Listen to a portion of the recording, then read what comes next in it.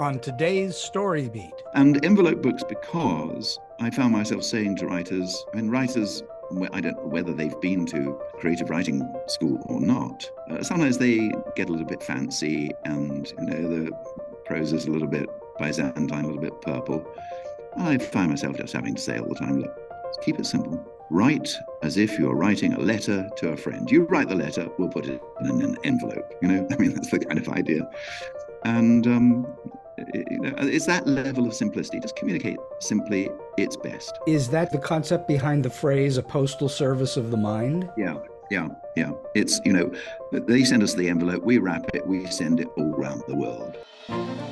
This is StoryBeat with Steve Cuden, a podcast for the creative mind. StoryBeat explores how masters of creativity develop and produce brilliant works that people everywhere love and admire. So join us as we discover how talented creators find success in the worlds of imagination and entertainment. Here now is your host, Steve Cuden. Thanks for joining us on StoryBeat. We're coming to you from the Steel City, Pittsburgh, Pennsylvania. My guest today, the author-publisher Stephen Games, came to publishing after a lifetime of reflecting on the creative arts.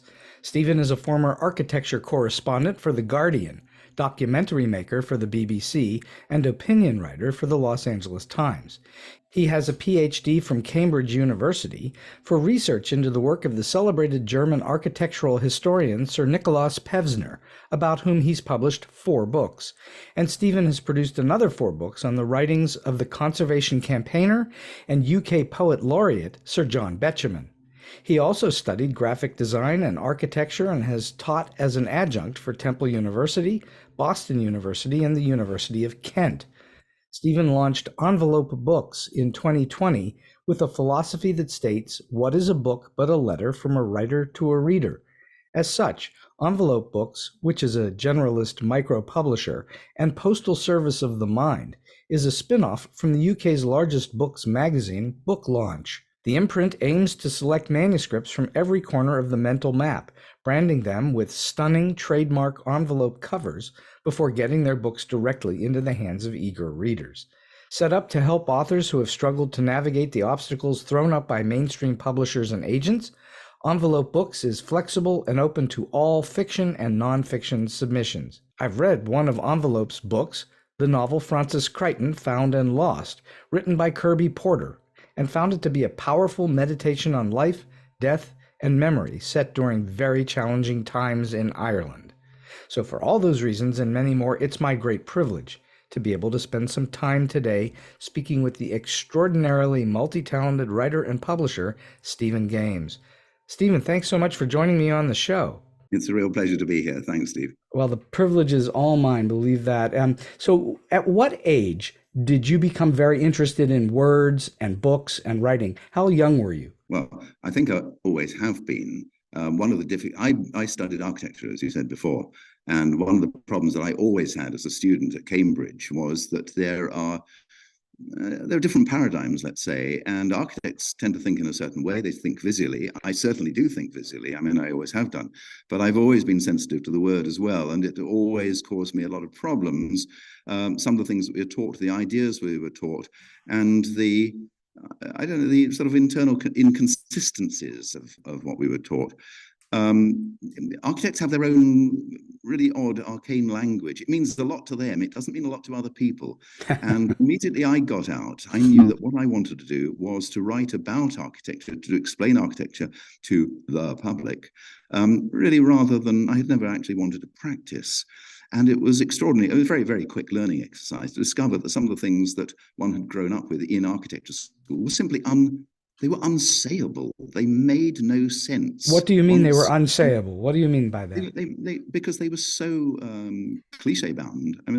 These were cliches which architects use amongst themselves.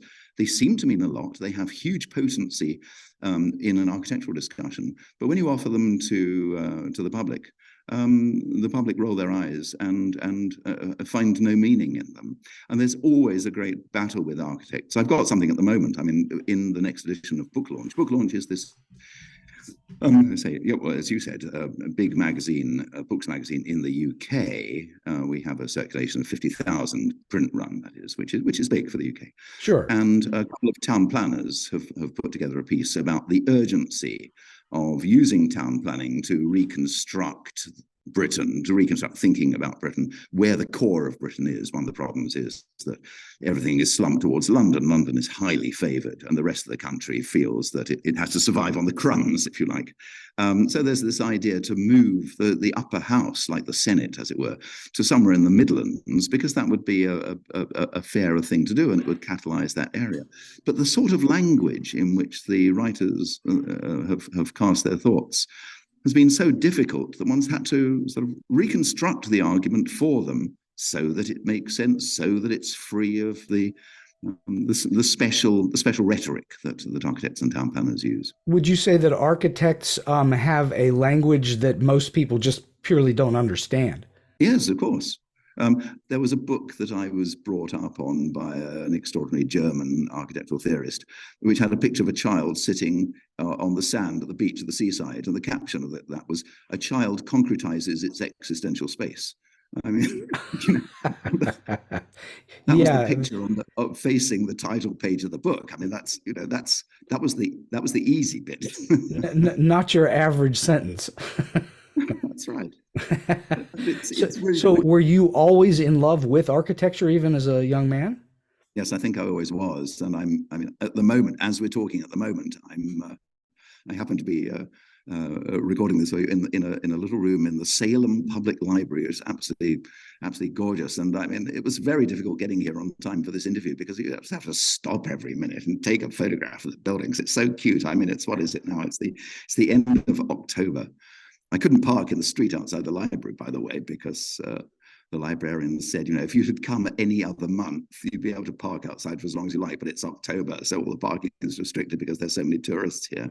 And they, you stay for 50 minutes, they'll tow you away. I don't mind being towed away. It's the idea of being ducked in the village pond that really was. Oh, yeah, you don't want to be ducked in the village pond, that is for sure. So where did you then train as an author? Where did you just write as a kid, or did you go to school to learn how to write? I think that's a very American question. Well, I'm an American, so I qualify. One of the great things about America is that everything is professionalized, and writing is professionalized. And so it's very common for people to go on creative writing courses at university. And, they learn the skills, because why not? You can train all skills. My experience in the UK, which is very much not or wasn't so professionalized, I came out of university. I mean, even at university, I was writing reviews for one of the two political weeklies, The New Statesman. I won a writing prize. The result of that was in my last day at Cambridge. I discovered I was one of the winners of the Young Critics Prize that the Sunday Times had offered.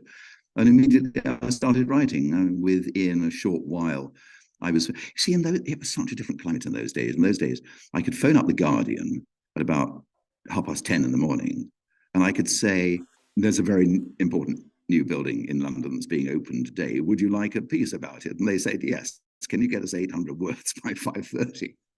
And I mean, I lived like that for ages. It was perfectly simple. But you had clearly an interest in writing. Not everybody that it was at Cambridge was wanting to write articles for The Guardian or anyone else. Yes, I did, because I thought there was a really, really important job to be done, which is mediating between architects and the public, and because they talk different languages. And in the end, what I discovered was that the language of architecture is highly self-serving and is very defensive when it comes to critique. And actually, if you untangle the language of architecture and try to talk about a building in language that the public will understand, you actually have to expose yourself to questions that architects cut themselves off from. It's a very, very valuable thing to do. So in fact, the end of this contest was, public 1, architects 0. Do you think of yourself in life primarily as a writer, or do you think of yourself as a publisher? How do you think of yourself? when it comes to EnvelopeBooks, which was set up 3 years ago, one of the things I love about it is that it calls on a whole range of skills that I have. And some of them are writing skills, editorial skills, and some of them are decisions about how best to place a book and how to market it. And it calls on my design skills because I do all the covers. I just love it. I also find it's an extraordinarily sociable, I mean, it's the most sociable thing I've ever done because I have to engage closely with authors for months and months and months. So we have to get into a very intense, sometimes very painful, often, much more often, very rewarding relationship. I just adore it. Well, let's explore that a little bit. When you say it's painful and rewarding, give us an idea of what you mean by that. Well, authors have typically, especially new authors, inexperienced authors, unpublished authors, have very, very unrealistic expectations of what publishing is going to do for them.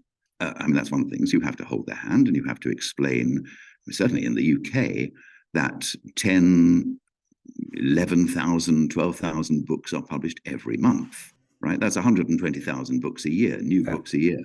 Sure. Their little book is going to have to compete with that. How is it going to, number one? Number two, there are 275 imprints owned by Penguin Random House. Wow.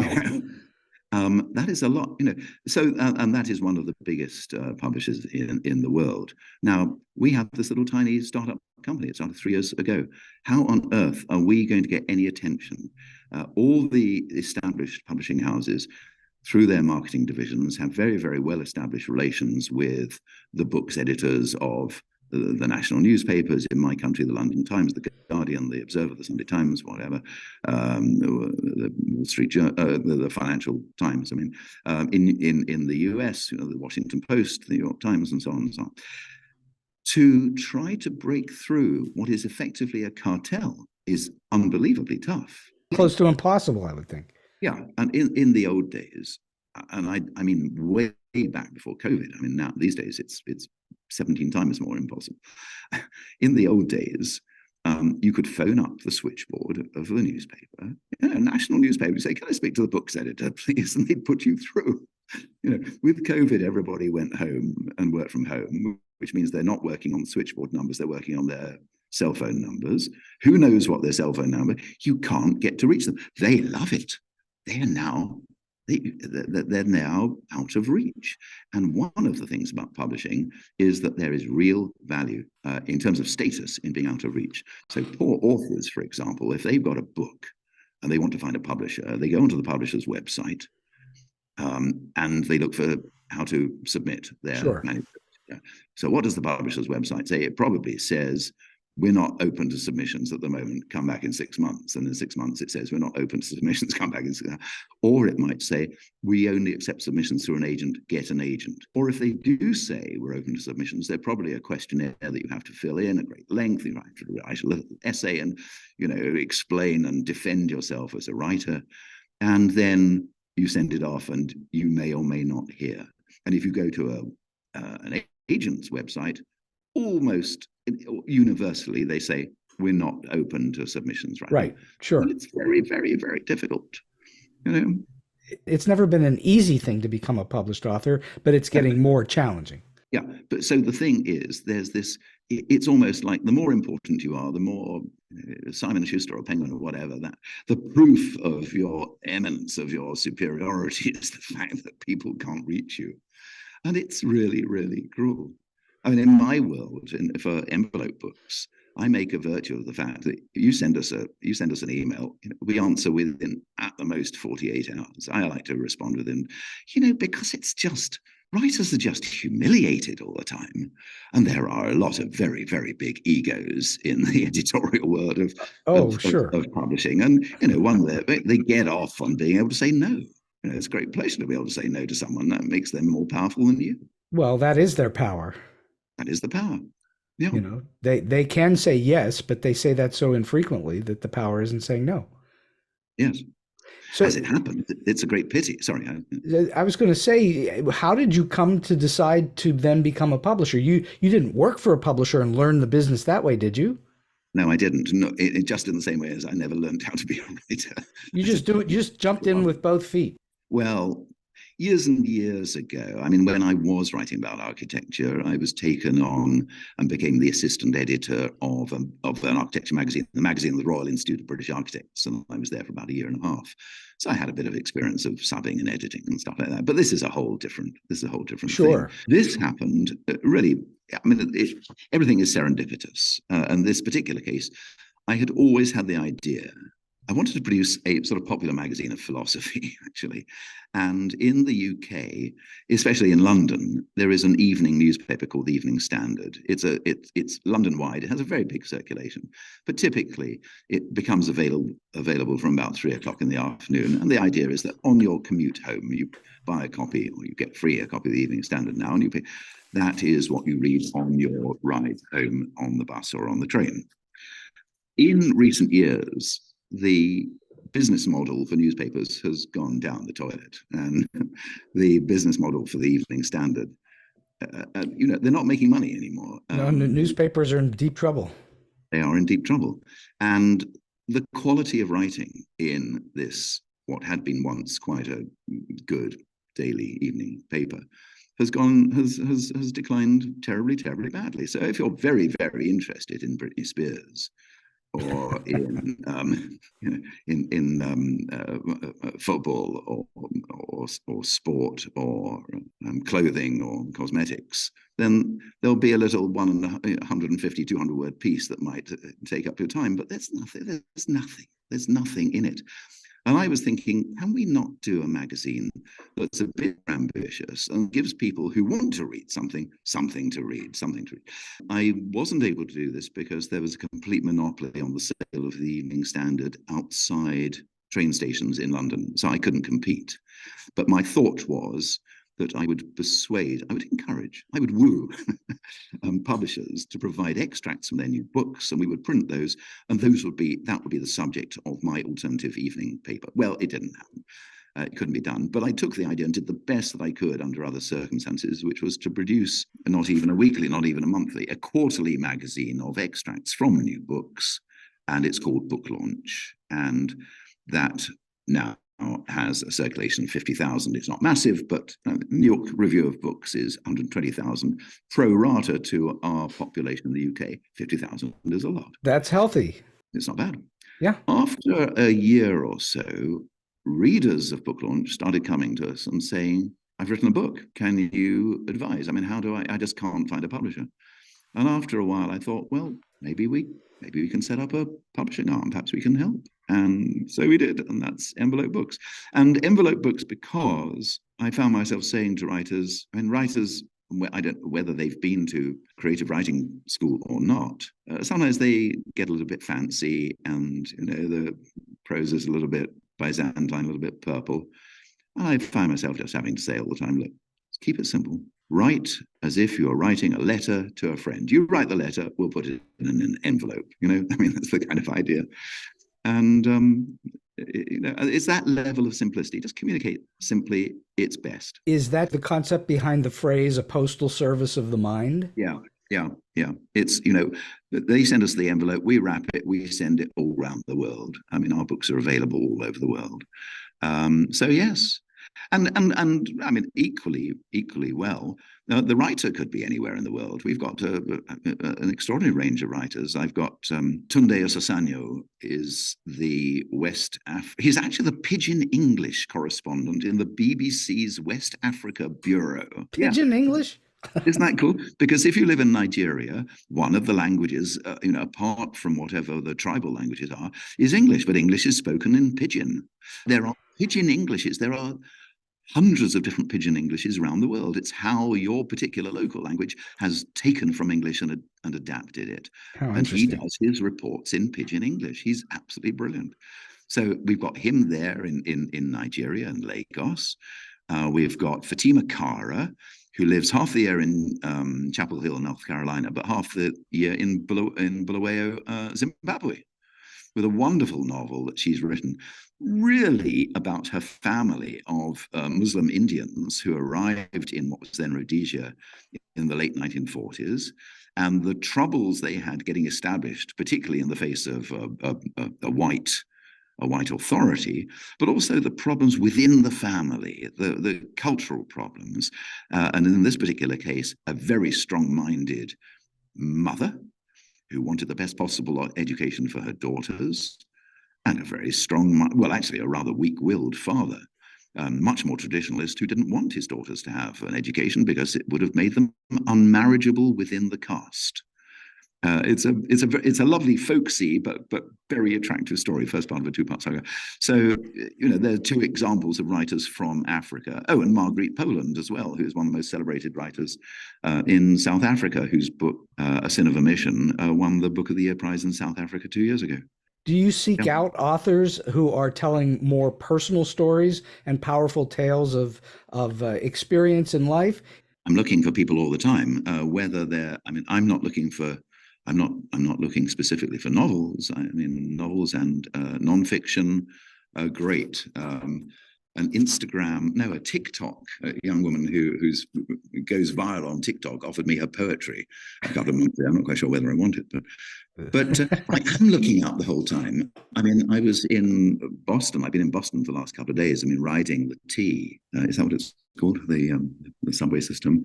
And I'm just nosy. I mean, I'm sitting in the carriage, and sitting a couple of seats away from me is someone from Sudan.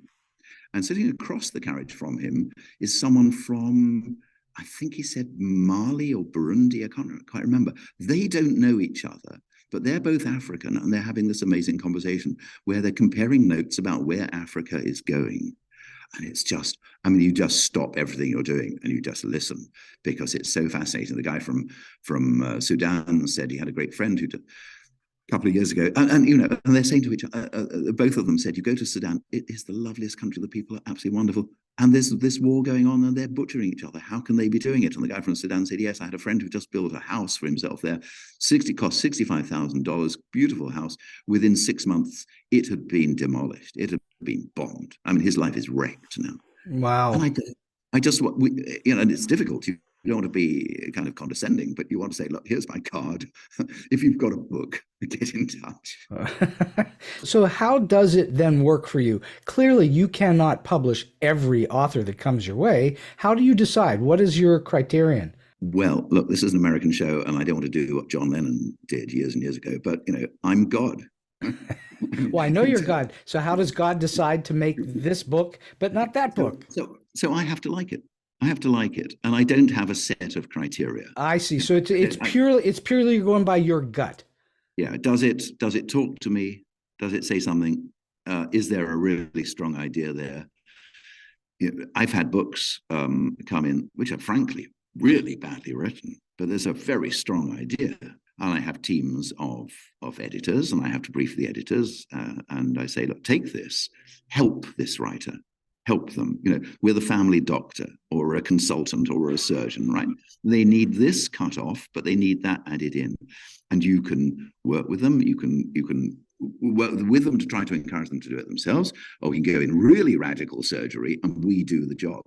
I myself am a very, very interventionist. I mean, I go in with big boots, and I have done a lot of rewriting on some of the books that we've published because it needs it, because the authors needed that sort of help, and the results are stunning, absolutely stunning. One of the things that just amazing. I mean, last week I was at the Frankfurt Book Fair. The Frankfurt Book Fair is the third week in October in Germany, and it is the biggest, the most important book fair in the world. And you wander from exhibition to stall to exhibition stall, and you pick up books, and you flick through them and read. It is quite extraordinary how much rubbish publishers of a really, really major reputation are prepared to put out. And you think, you shouldn't have let that go. That could be a good book, but it isn't at the moment. But I don't want to name the publishing houses, but they're prepared to come behind a book, and they'll put money behind it, and they'll put a publicity budget behind it, and they think it's okay, and it's not. And there are a lot of smaller publishers who just don't get what a book should look like. I mean, there is an aesthetic to a book. When I was first starting out, one of my favorite designers in England, very, very, very strong track record as a kind of modern designer, in inverted commas. And he said, well, Stephen, you've got to, I mean, you're a modern, young, I'm not that young, you're starting this new venture, go modern. I mean, challenge publishing conventions. Have your text on the page ragged. Don't range right. Don't have it ragged. That's what modern typography looks like. And actually, when you look at a book where the text is ragged on the right-hand side, you're asking the brain to make so many more decisions. Where does the eye stop? It has to stop a little bit further over on the right on this line, then a bit less on the next line, then a bit more on the right. And you want total invisibility. You just don't want the eye making decisions. You want the brain absorbing it as easily as possible. You want the best typeface. You want the most invisible typeface. When you talk about ragged on the right, you mean it's not justified on the right? It's unjustified. He was asking for the text to be unjustified, exactly. And so I'm curious, I asked this question of lots of different creative people, and I think it's particularly cogent with you, and that is, what for you makes a good story good? What are those qualities that make a good story good?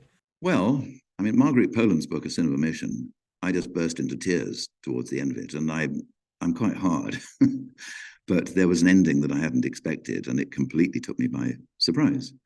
I mean, I want to feel that my books are important.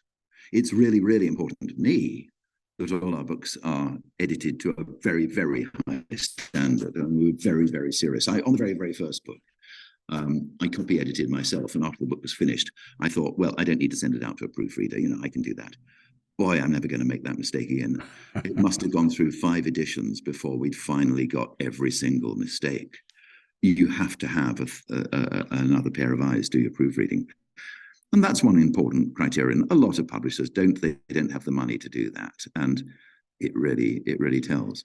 But in terms of importance, the second book I did was a book by someone called Jonathan Lawley. Comes from a rather posh family. He's related to the Cecil family. Cecil was one of the advisors to Queen Elizabeth I 400 years ago. His grandfather was the deputy commissioner for the Andaman Islands. The Andamans had been a set of hills sort of somewhere between Burma, Myanmar, and India. And a group of African pygmies must have walked from what is now Botswana across what would have been the dry land that would later have flooded and become the Indian Ocean.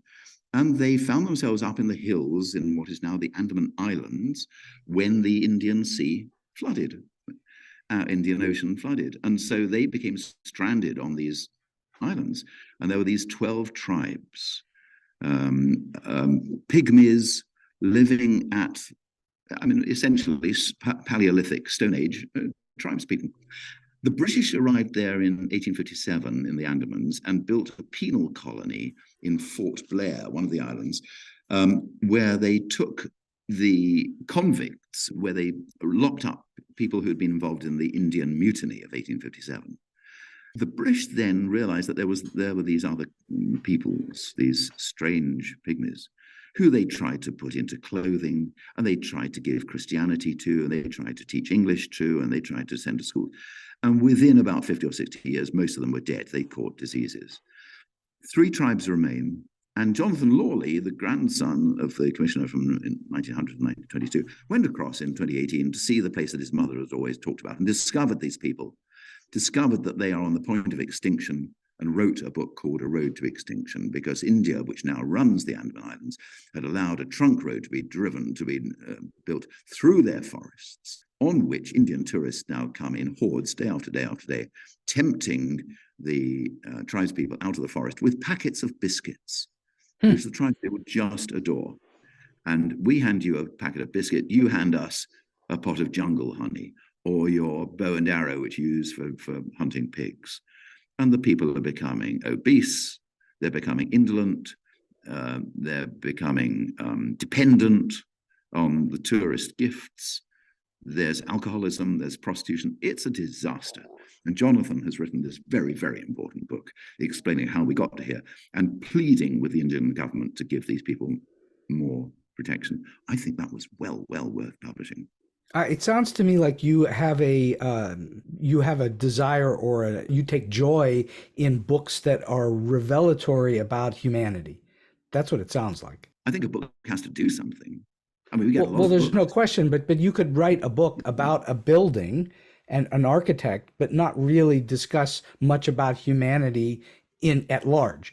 And you could be very specific about that building. But what you've described in the three or four books you've talked about here, it's really about, how do humans interact with one another? Now, I suppose that is true. I mean, again, going back to architecture we talked about before, one of my problems is that architects just don't like people. And if you look at books of architectural photographs, they never have people in them.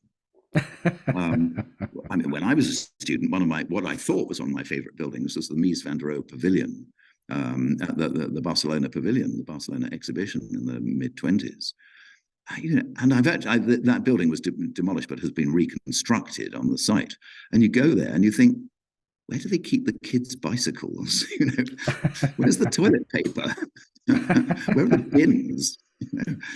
And it is as if people don't live there. I mean, another, I think, very, very important thing is in the history of architecture. The history of architecture is really a history of monuments. History of architecture needs to be a history of buildings that are lived in. How do we live in a building? I mean, the house. The house is the key building.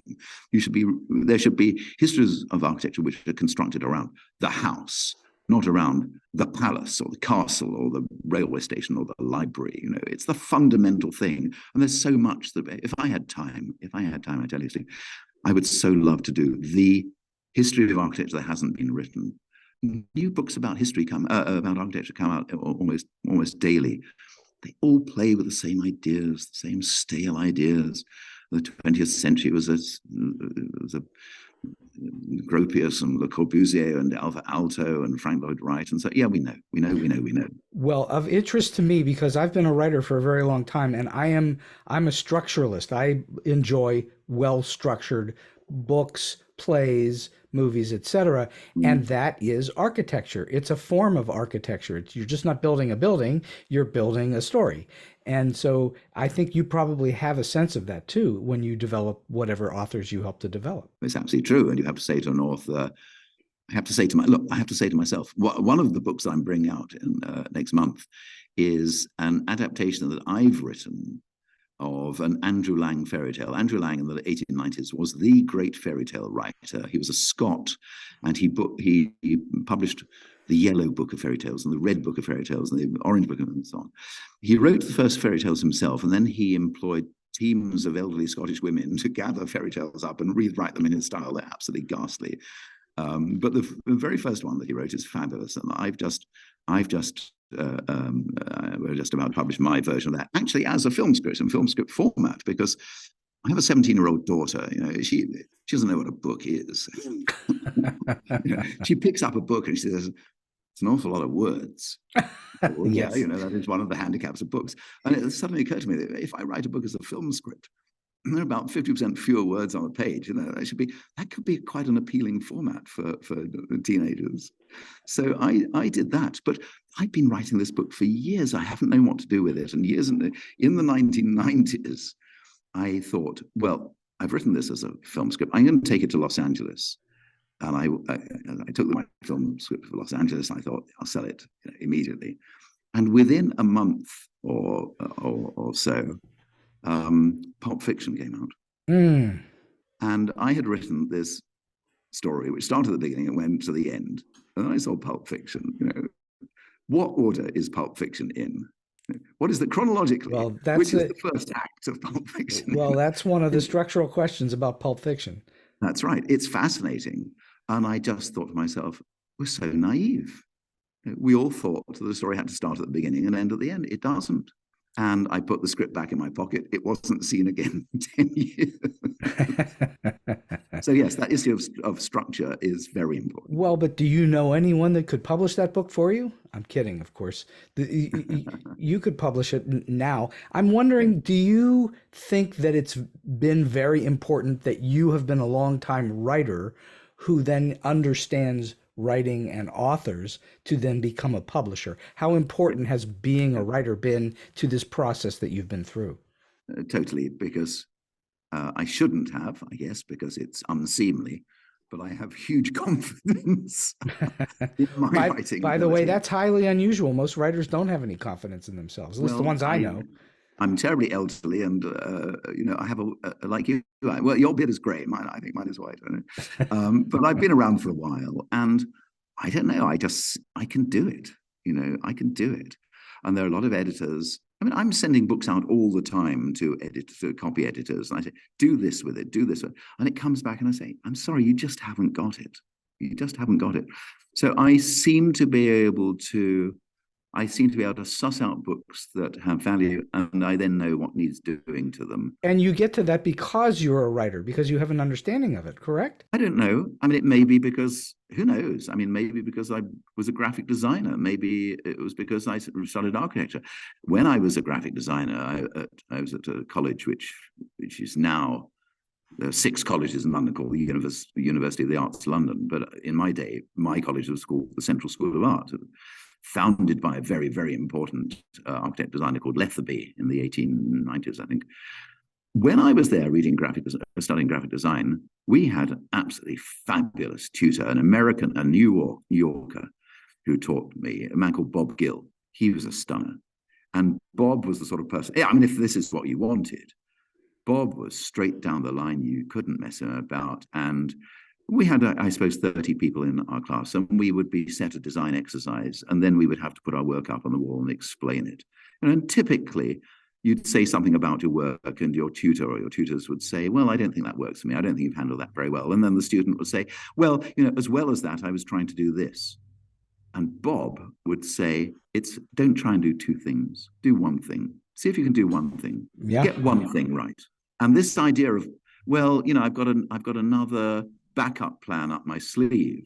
That didn't, for Bob, that didn't work. And I think that's terribly, terribly important. Get the one thing, know what the one thing is that you're aiming at, get it right. Don't try and do something else. So what then would you say of a new writer or a writer seeking, who's maybe established but needs to be published and can't find a publisher? What would you say are the things that help a book to stand out? Aside from a great story, that's obvious, or a great way to tell it. But are there other aspects that you have noticed over time help to get the book published, to get your attention? Yeah, be literate.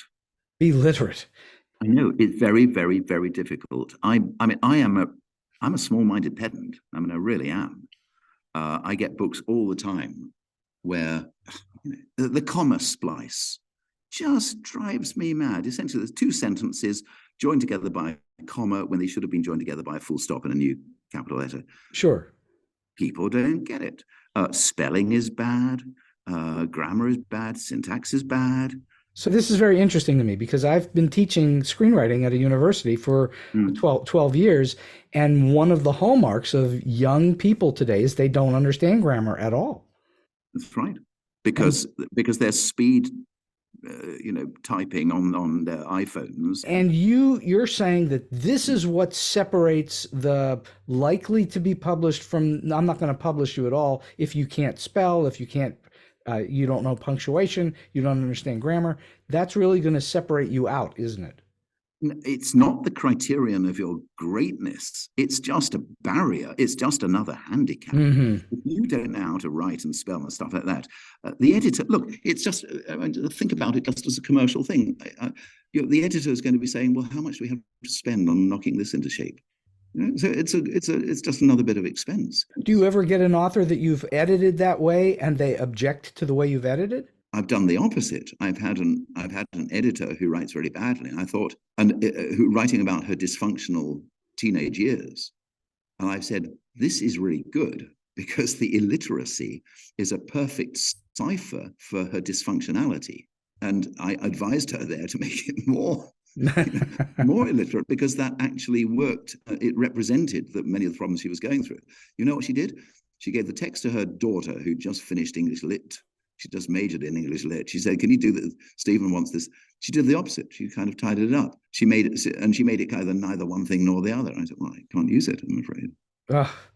The point is that every book has something about, well, every book that's worth writing has something about it.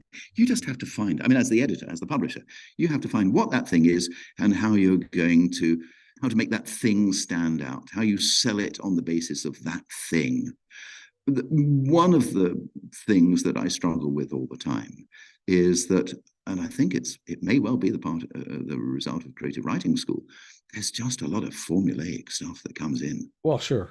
Well, if they're publishing 120,000 books a year, there's going to be some formulaic stuff that comes out through there. So the publishers want duplication, but the writers seem to have learned certain tricks, and they just love to repeat what they've learned, maybe what their creative writing tutor told them to do. It's baffling to me. I have no interest in that. So obviously you have given plenty of notes in your time. You've received notes, you've received editorial notes, you've given out plenty of editorial notes, you have done your own source of editing. What do you think is the best way for both an editor or a publisher to give a note to an author so that they'll understand it, and also for you to then receive notes back from people? What is the best way to deal with notes? I don't like talking to people on the phone, certainly, so note giving is very helpful. Written notes. Yeah. Is there a way to do it that's diplomatic, that eases the pain that you're about to deliver? I'm not very good at doing that, I'm afraid. I edited a novel by a young writer in South Africa, and I thought it was a very interesting novel, but she wanted it to be chick lit, and I said, I think you can aspire. I think this does more than chick lit. She wanted it to be a sort of a self-help book, a therapy book as well. And I said, I think there's a very strong storyline here, and I think you can cut out all that stuff, which you don't handle very well, actually, because when it gets to the therapeutic stuff, you're quoting people you've read, and it's not your world. We have all read Deepak Chopra, great. He doesn't need your publicity. Just tell me the story. And I rewrote about a chapter that she'd written. I said, I want it like this. And I think that was my first big response to her book after we started work on it. In a later version of the book, this was going on for about 6 months now, I came across a chapter where she, the character in the book, that is, modeled on herself, gets an email from her publisher with a critique of the book that she's written, which makes her burst into tears. So it seems that I made her burst into tears. And I'm really sorry, sometimes I'm very, very clumsy and crude. And I say what I have to say, and I do make people upset, I guess. You're a blunt deliverer of bad news. I am a blunt deliverer of bad news. But for those writers that can handle it, we end up with stunners. What do you think that writers today who are starting out, they have a dream of being a writer and they're actually writing, but they've yet to be published, what do you think that they should be thinking about in terms of trying to get to the point of being published? Well, there's don't give up your day job, certainly, to begin with. Everybody wants to write. It's very, very hard to. The books that do get published, say one in 10,000 chance of your book getting noticed. There's a big issue of whether you're. We have a number of things that we do. We have a sales organization in North America. We have a sales organization in London that covers the rest of the world outside UK and outside North America. And their job is to get bookshops, to make bookshops aware of books and get those books shelved or put on window displays or table displays, whatever, and sold. But the book has to have the legs to do that. I get books all the time by people who've written their memoirs, or grandchildren who've discovered that their grandfather never told the story about how they survived Auschwitz, for example. There's a lot of that, survival stories now. And the grandparents themselves, they never talked about it. They were part of their way of surviving. The concentration camps was to shut the hell up and just get on with life, put it aside. And then along come the grandchildren. They say, what's it like? How did you do that? And they get their grandparents to open it up, and so there's a raft of books like that. I don't think they're very commercial. They're very important to the family, and they're, collectively, they're a very, very important archive. We don't want to lose those. Is anyone going to go out and buy them? Yeah, not really. Not really. So all you can do is you make as good a book of it as you can, and you give it the professional copy editing and proofreading and editorial intervention that you can, and then you put it up on, I'm afraid, have to use the wicked word, Amazon. You make it available on Amazon, and people can buy it all around the world, and they'll sell, or they'll give away 150, 200 copies, and that's as far as that book is going to go. Right. And that counts for a lot. I don't know how it is, but we're not even 3 years old yet. I'm getting a submission a day. I think that's a lot. That is a lot. A lot of this stuff, it's not going to go anywhere. And it's not because it's bad. It's because it's not unique. It doesn't have commercial legs. It's not going to jolt someone out of their daily life and say, my gosh, this is something I never knew. Is that part of the philosophy behind the unique covers to the books, is to try and attract commercial sales? Oh, well, it's doing a number of things. One is because we publish fiction and non-fiction, if I were cleverer, if I were more professional, and I was starting up a publishing company today, I would choose a topic, because that's the sensible thing to do. You get known for doing books on health or self-help, or you get known for books on militaria or biography or gardening or whatever. And then you have customers, buyers, readers who come back to you again and again for more of the same. I'm an idiot. I'm an old-fashioned, non-niche generalist. And I do books that I think deserve to be out there. That is really, really stupid. That means that there is nothing that they have anything in common. What the covers do, the covers sort of tie them together into a kind of visual family. And they do it very, very effectively. And we had this stunning exhibition stall at the Frankfurt Book Fair last year. And I just wallpapered the stall with giant pictures of our covers. And people were just coming by who'd never heard of EnvelopeBooks before. And their tongues were just dropping out. We also get very, very good feedback on Goodreads, the Amazon site. And we have book bloggers. And it's great because our covers mean we get 2 bites of the cherry.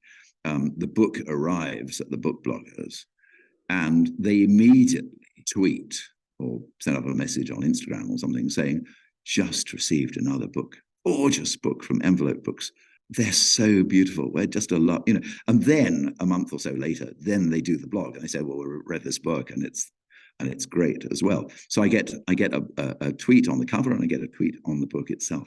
So those covers are very, very important in establishing our brand, but also tying the books together into a family. That makes sense. And I think one of the things that also ties all this together is you are the individual, really, you're the middle of all of this. All roads lead through you. And clearly, just the way that you talk about the books and the way that you talk about authors, you're very passionate about it, and your passion comes through. And if it was you were just producing widgets, none of that would matter. The book cover wouldn't matter, but you're not producing widgets. You're producing things in which you have, I can tell, a personal investment in their success. It matters to me hugely. I mean, obviously, I'm going to have to work out some kind of succession plan. What happens when I'm gone. I don't know what's going to be there. But it matters to me also because just so many people in publishing, they're just holding down a job. And it doesn't matter. And there's career advancement, and there's salaries, and you read in the UK, you read the magazine called The Bookseller, and in the UK, what is it, Publishers Week? And the stories are basically about who's now become the chief executive of what, and which publishing company has been bought up by who. And I just don't think that the love of the book is there. I don't think it matters. What matters a lot is making money, and of course, who doesn't want to make money? I want to make money as well. Sure, but there's got to be more to it than that. Otherwise, it might as well be hamburgers and Kentucky fries. Well, and clearly that's not what you're doing. You're doing something unique and special with each book. So I've been having this absolutely fantastic conversation with the publisher Stephen Games, EnvelopeBooks, and his own books that he's published over time. And I'm wondering, can you share with us a story from your experience that's either weird, quirky, offbeat, strange, or maybe just plain funny? I've got a lovely book that's coming out in March next year. And the author is David Tereshchuk. David was born in the borderlands of England, Scotland, in about 1948. And it was a fairly bleak childhood. But he somehow managed to get himself a scholarship to Oxford University. And from there, he bounced very early into British news television as a young man in his early 20s. And from British news coverage, he went to New York and he became a news reporter there. He's an amazing guy. He now presents a religion program out of New York. But for many, many years, he was an international, he was a foreign correspondent.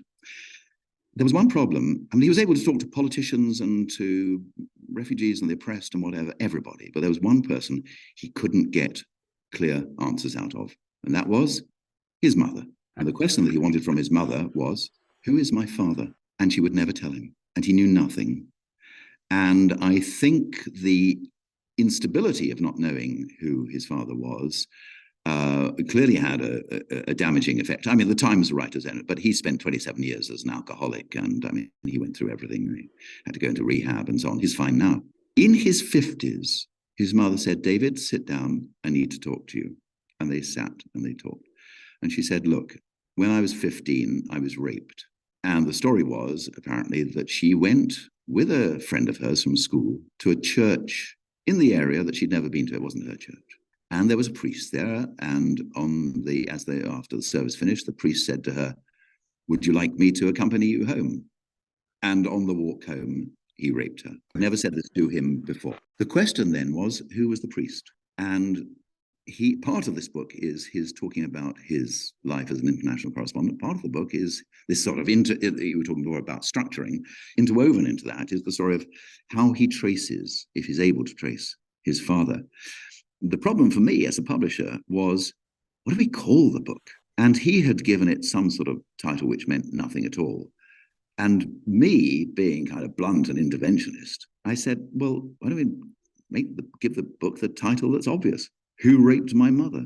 So I gave that the title, and we did some dummy copies, and I sent it off to my sales team in America, in Pennsylvania. And I sent it off to my sales team in London, and I said, can you sell this book? It's going to be called Who Raped My Mother? And the answer was, you can't do it. You can't do it. The public won't accept it. It's not, nice enough. It's too in your face. It's too blunt. You have to tweak it. And we took 3 months. The book was finished, took 3 months just trying to work out how to tone it down. And the word violation at one point replaced the word rape. In the end, we've called it A Question of Paternity, and everybody seems happy with that. Well, that's toned way down from... That's toned way down. And now, whether that's too low on the dial, Who Raped My Mother is kind of, I've got a dial on this guitar that goes up to 11, you know what I mean? I do. And the subject itself is not exactly a happy-go-lucky subject. So nope. It'll be a tough sale just from that perspective. I think it's going to be a really good sell. I think it's going to do very well. I mean, for example, he covered the troubles in Northern Ireland, and he just has a fantastic chapter on what it's like being caught in a hail of bullets or being caught in bombing raids by the IRA in Belfast. Relations between the journalistic community out there and the IRA and the British troops, and how they sort of finessed the two. The fact that they were distrusted by both sides, but they were needed by both sides. Mm-hmm. How to be a journalist under those. It's a great book. But so the question of how you do a title can be a real problem. Oh, I think titles are super important, and they can help you to sell a book. There's no doubt about that. And the fact that you put it out and got feedback, I think that was very important and very smart of you. Yes, it was important to get feedback. Yeah. So last question for you today. In all of your experiences, you've already shared with us a whole bunch of great advice and tips, but I'm wondering if you have a single solid piece of advice or a tip that you like to give to people who are starting out in the business or who may be in a little bit and trying to get to that next level. Is there something you like to tell people normally or regularly? Yeah, offer your book to EnvelopeBooks first. Because we'll take you seriously. Don't be put off, but be realistic. The chances are, I mean, this is a really tough thing to say, because on the one hand, you want to encourage, you want to G people up. You've got something there, you've got something to say. It might be something that the world needs to know. On the other hand, you need to say, statistically, the chances are your book's going to go nowhere. Statistically, the chances are, even if you get published, your book is going to go nowhere. You know what? When a book comes out, the timing is important. Oh, here's a really important thing. I have authors who come to me all the time. They just can't believe how long it's going to take to get the book out. They give the thing to me, we read it, try to assess it, then we decide on a plan of action, then it goes out to a copy editor, then we come back, we try to work out what happens there. Then when it's ready and all the changes have been made, and that can take months and months and months, then we start talking about cover design, rear design, check the titles right and so on, typography, layout and so on. Then it has to be proofread. Only when it's ready and in really good condition can we then send the book to the sales team. And they want 6 months. Wow. 6 months, yes, to talk to Barnes & Noble and to Amazon and all the independent press, and in my country, Waterstones and Daunts and so on. They need 6 months clear. So whether I like it or not, and when I started off, I thought I could do the whole thing in a 4 or 5 month turnaround. You can, if you're going to upload it to Amazon, but if you want to get the wheels working, and if you want people to come on board and try to sell it, the timescales are absolutely monumental. And the other thing is also, publishing works in a sort of half-year cycle. So we, at the end of last month, had to tell our sales team what we were publishing up to next August. That means that we are now thinking about what we're going to be publishing from August to January 24, 25. That's a long way ahead. And authors, they get antsy, they want something to happen. They can't believe. And they think, if you're keeping them waiting, you're not doing a very good job. You're not really taking them seriously. And it's very, very difficult to say, look, there's a queue. You're in the queue. You're in the line, right? We're doing all that needs doing, but we're not on your time scale. You have to be on our time scale. I think that's really valuable advice for anybody who's thinking about becoming an author or trying to get published. It is a long-term proposition. I think the key then is to say to the authors, I hope you say to them, go write another book. Yes. Yeah, exactly. Don't sit around and fret. Go produce more. Well, Stephen Games, this has been just a fantastic hour on StoryBeat, and I can't thank you enough for all of your time and your expertise and your wisdom to share with everyone on StoryBeat today. Thank you so much. Well, thank you, Steve. I've loved doing it, and you're very good. I mean, you're a very canny interviewer, and I'm impressed. Well, thank you. It's not easy doing these things, and you've gotten through 275 people. You've had 275 sets of questions that you need to. You did a good job with me. Thank you so much. And so we've come to the end of today's StoryBeat. If you like this episode, won't you please take a moment to give us a comment, rating, or review on whatever app or platform you're listening to. Your support helps us bring more great StoryBeat episodes to you. StoryBeat is available on all major podcast apps and platforms, including Apple Podcasts, YouTube, Spotify, iHeartRadio, TuneIn, and many others. Until next time, I'm Steve Cuden, and may all your stories be unforgettable.